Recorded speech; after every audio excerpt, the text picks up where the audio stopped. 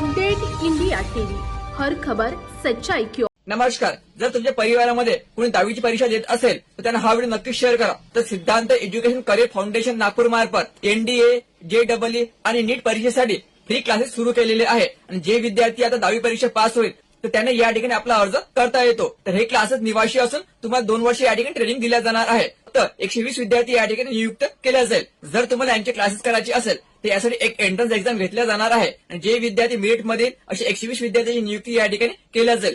तर या क्लासेसची विशेषता म्हणजे तुम्हाला या ठिकाणी एअर कंडिशन लायब्ररी, विशेष तज्ञाचे मार्गदर्शन आणि मुला-मुलीसाठी सेपरेट वसतिगृह पण उपलब्ध आहे. तसेच 11वी आणि 12वीची ऍडमिशन पण त्यांच्या मार्फत केल्या जाईल.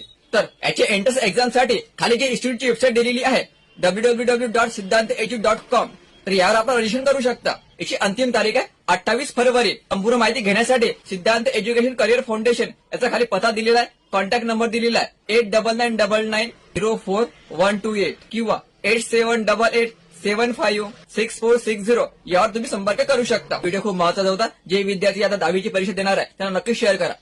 राळेगाव पंचायत समिती कार्यालयात 5000 घरकुल लाभार्थ्यांना मंजुरी पत्र व प्रथम हप्ता वितरण कार्यक्रम संपन्न. प्रधानमंत्री आवास योजनेअंतर्गत मोठ्या प्रमाणावर घरकुल मंजुरी दिली जात आहे. राज्यभरात एकाच वेळी 20 लाख लोकांना घरकुल मंजुरी देऊन 10 लाख लोकांना प्रथम हप्ता वितरित केला गेला. हा कार्यक्रम पुण्यात पार पडला. याचवेळी राज्यभरात जिल्हा परिषद, पंचायत समिती, ग्रामपंचायतला देखील मंजुरी पत्र व हप्ता वितरण कार्यक्रम पार पडला. पंचायत समिती राळेगाव येथे माजी जिल्हा परिषद सदस्य चित्तरंजन दादा कोले, भोयर मॅडम, प्रीतीताई काकडे व माजी उपसभापती सलामे मॅडम यांच्या प्रमुख उपस्थितीत कार्यक्रम पार पडला. यावेळी अध्यक्षीय स्थान ज्येष्ठ जिल्हा परिषद सदस्य चित्तरंजन दादा कोले यांनी भूषवले. यावेळी पंचायत समिती राळेगाव मार्फत 5000 लोकांना मंजुरी देऊन प्रथम हप्ता वितरित केला गेला. यावेळी सूत्रसंचालन विस्तार सांख्यिकी बनकर मॅडम यांनी केले. प्रास्ताविक सहाय्यक गटविकास अधिकारी श्रीमती इसळ मॅडम यांनी केले. यावेळी गटविकास अधिकारी यांनी लाभार्थ्यांना मार्गदर्शन केले. मंजूर लाभार्थ्यांनी तात्काळ घरकुल बांधकाम करावे असे लाभार्थ्यांना आवाहन केले.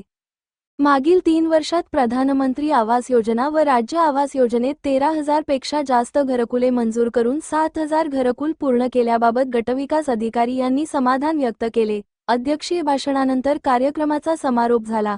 यवतमाळ जिल्हा प्रतिनिधी विनोद माहुरे.